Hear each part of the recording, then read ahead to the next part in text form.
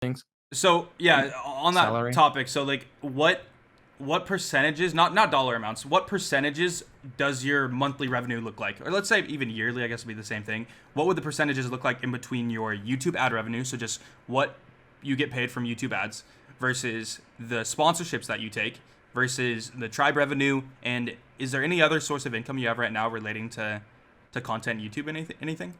Those are definitely the biggest three. Um, so for the YouTube, like for me as a content creator side of things, Tribe were kind of slacking at the start.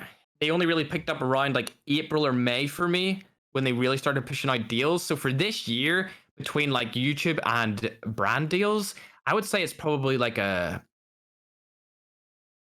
I looked up the exact numbers a couple days ago. I'm trying to think of it, what it would be like as a percentage. I think it would be 75% has been YouTube Ad revenue? monetized earnings, yeah, and like donations and stuff like that. And Oh, then donations and stuff, yeah. the other 25% has been pretty much brand deals and the salary that they provide me. In the past like 3 months, it's probably been like 60-40 though, with YouTube being over Tribe just a little bit.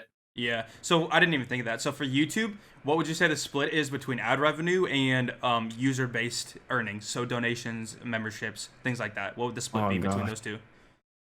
like donations Memberships and and yeah, they're like, because YouTube doesn't really have like an incentive like Twitch Prime or any or gifted yeah. subs.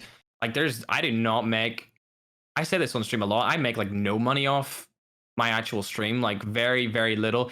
In terms of a percentage per month, I probably make like 13% of my revenue off Really? the lives channel alone. Mm. Um, no, that would be 13% of my. It would be 6% of my overall revenue because it's 13% of my YouTube YouTube. revenue. Yeah, so it would be like it's still 6%, but it's like compared to my main channel, it's nothing. You know what I mean? It Yeah. really it does not, especially the donations and stuff.